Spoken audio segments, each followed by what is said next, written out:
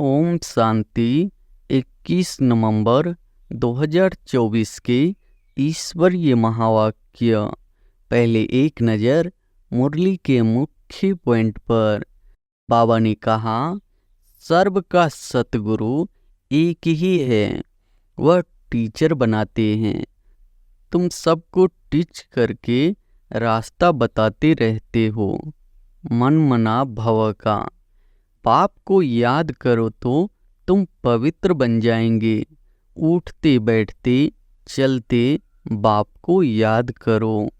हे बच्चों, देह सहित देह के सब धर्म छोड़ मुझे याद करने से तुम पावन बन फिर से अपने घर मुक्ति धाम पहुंच जाएंगे।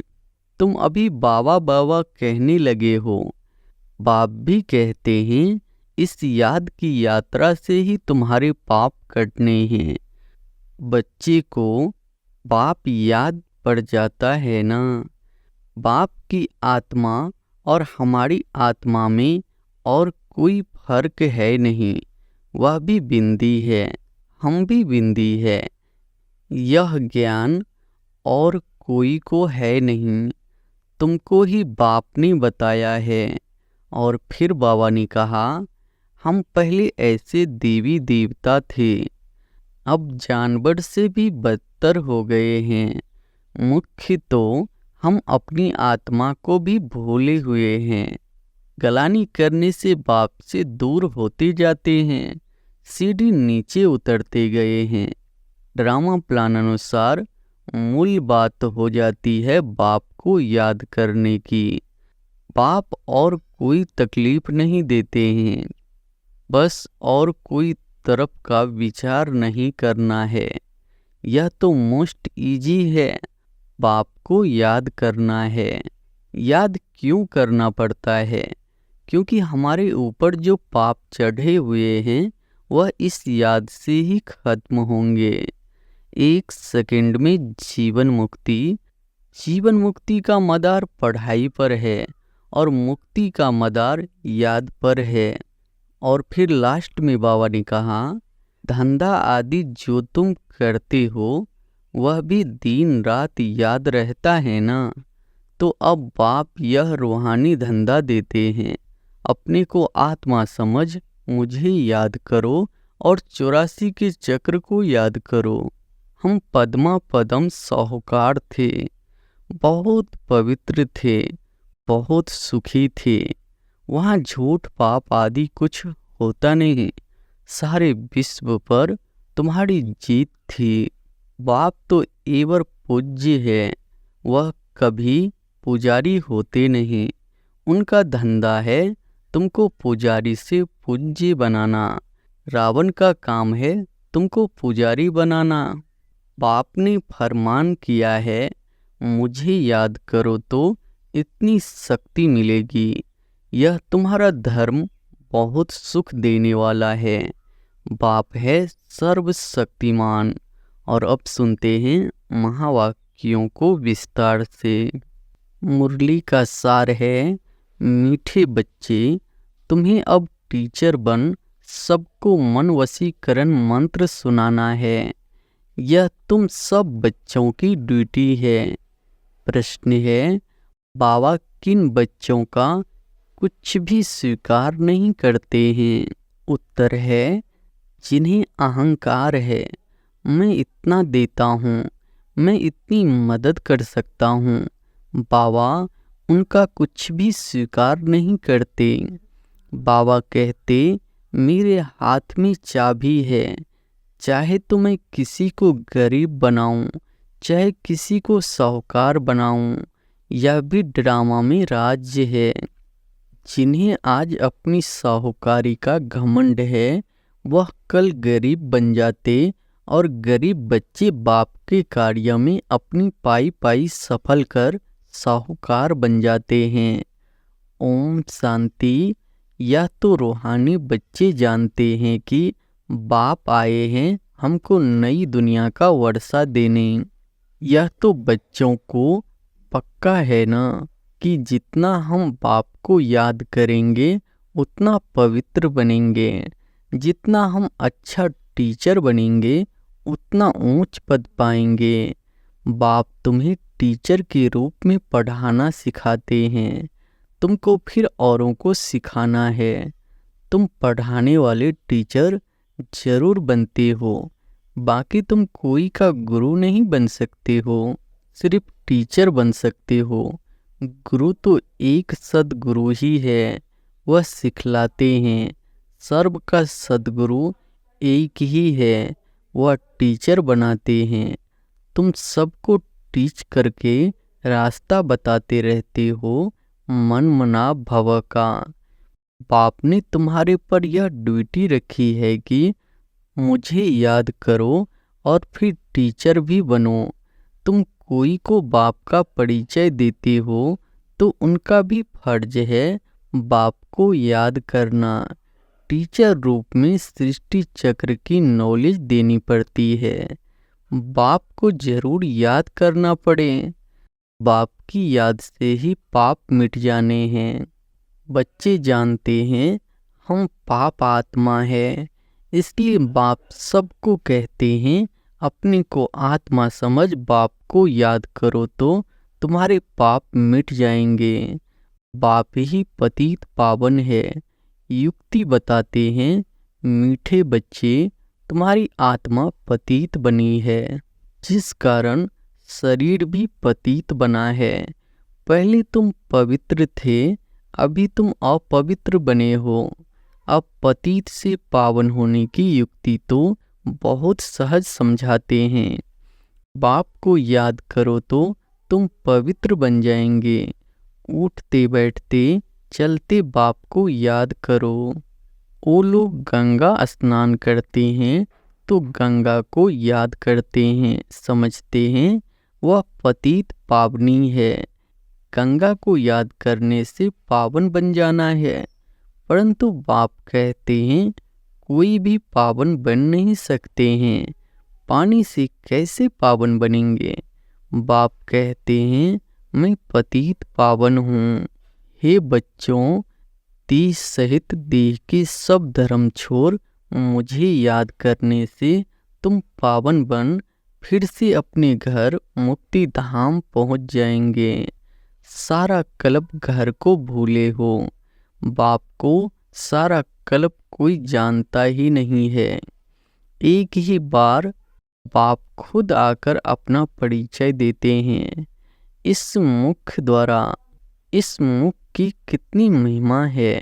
गौमुख कहते हैं ना, वह गौ तो जानवर है, यह है मनुष्यों की बात। तुम जानते हो यह बड़ी माता है, जिस माता द्वारा शिव बाबा तुम सबको एडॉप्ट करते हैं। तुम अभी बाबा बाबा कहने लगे हो। बाप भी कहते हैं इस याद की यात्रा से ही तुम्हारे पाप कटने हैं। बच्चे को बाप याद पड़ जाता है ना, उसकी शकल आदि दिल में बैठ जाती है। तुम बच्चे जानते हो जैसे हम आत्मा है वैसे वह परम आत्मा है। शकल में और कोई फर्क नहीं है। शरीर के संबंध तो फीचर्स आदि अलग है, बाकी आत्मा तो एक जैसी ही है। जैसे हमारी आत्मा वैसे बाप भी परम आत्मा है। तुम बच्चे जानते हो बाप परम धाम में रहते हैं, हम भी परम धाम में रहते हैं। बाप की आत्मा और हमारी आत्मा में और कोई फर्क है नहीं। वह भी बिंदी है, हम भी बिंदी है। यह ज्ञान और कोई को है नहीं, तुमको ही बाप ने बताया है। बाप के लिए भी क्या क्या कह देते हैं। सर्वव्यापी है, पत्थर ठिक्कर में है, जिसको जो आता है वह कह देते हैं। ड्रामा प्लान अनुसार भक्ति मार्ग में बाप के नाम रूप देश काल को भूल जाते हैं। तुम भी भूल जाते हो। आत्मा अपने बाप को भूल जाती है। बच्चा बाप को भूल जाता है तो बाकी क्या जानेंगे। गोया निधंगे हो गए, धनी को याद ही नहीं करते हैं। धनी के पाठ को ही नहीं जानते हैं, अपने को भी भूल जाते हैं। तुम अच्छी रीति जानते हो, बरोबर हम भूल गए थे। हम पहले ऐसे देवी देवता थे, अब जानवर से भी बेहतर हो गए हैं। मुख्य तो हम अपनी आत्मा को भी भूले हुए हैं। अब रियलाइज कौन करावे? कोई भी जीव आत्मा को यह पता नहीं होगा कि हम आत्मा क्या है, कैसे हमारा पाठ बजाते हैं। हम सब भाई भाई है, यह ज्ञान और कोई में नहीं है।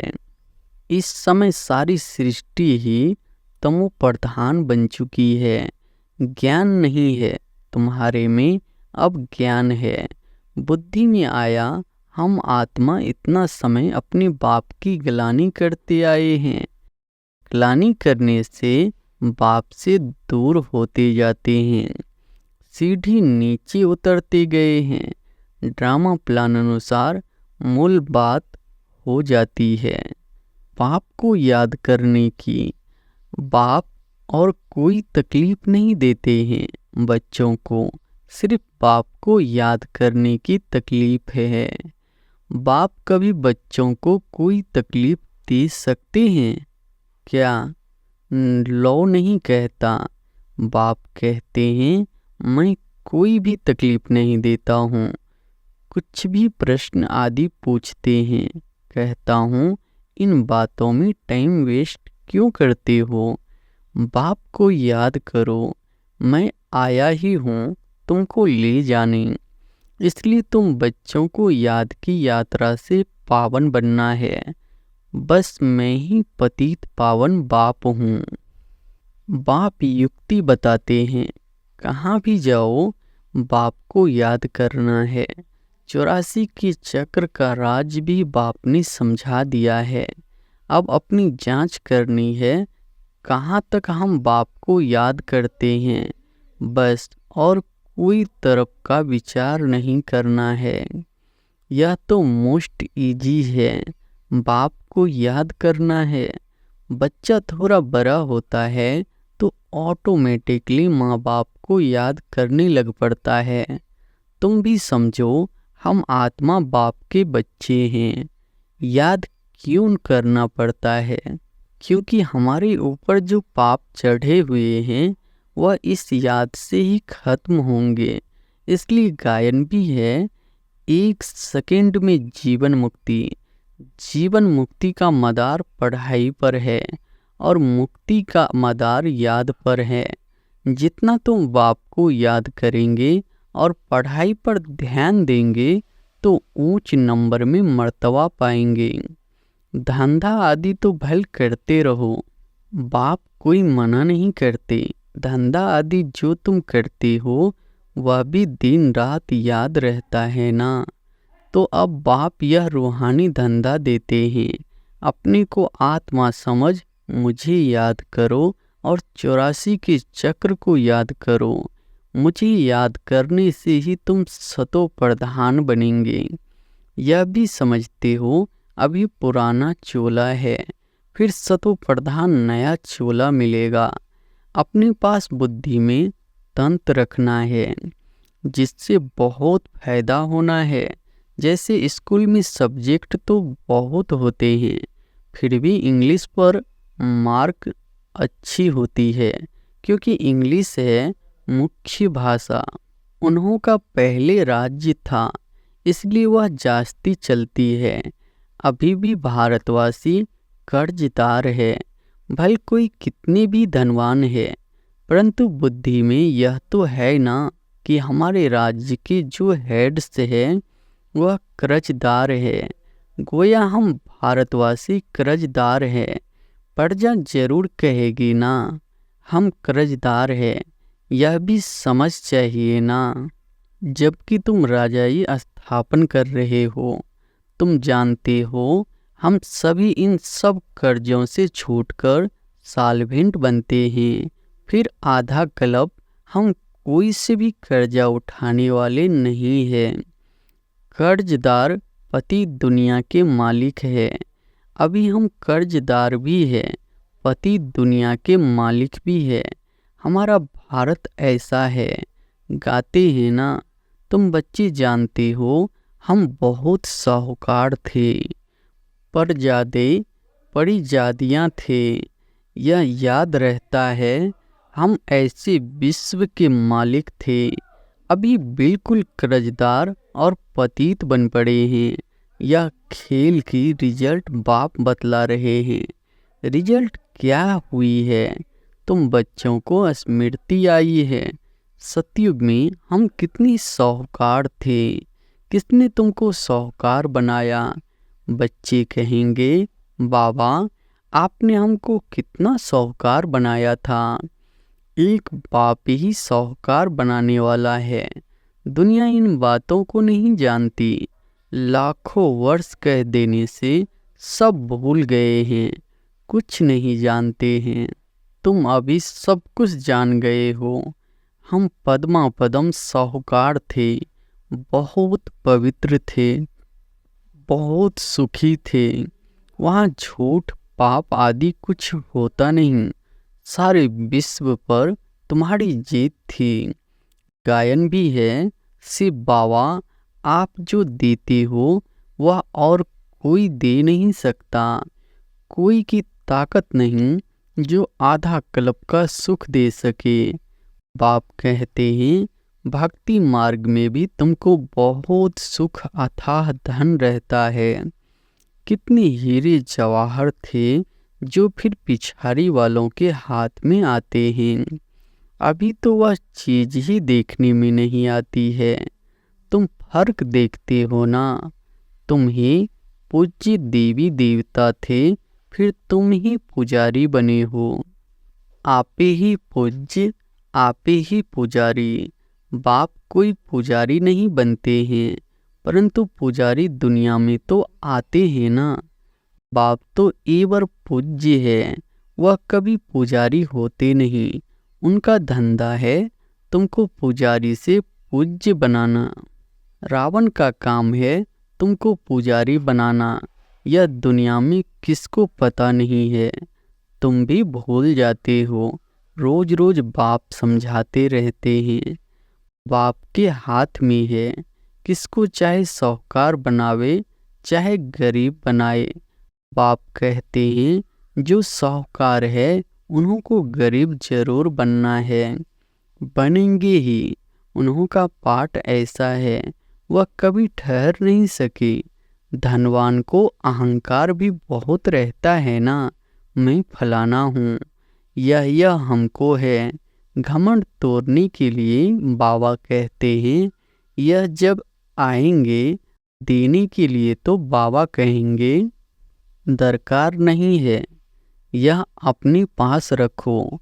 जब ज़रूरत होगी तो फिर ले लेंगे, क्योंकि देखते हैं काम का नहीं है, अपना घमंड है। तो यह सब बाबा के हाथ में है ना, लेना व न लेना।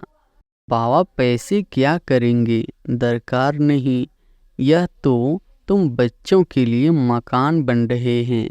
आकर के बाबा से मिलकर ही जाना है, सदैव तो रहना नहीं है।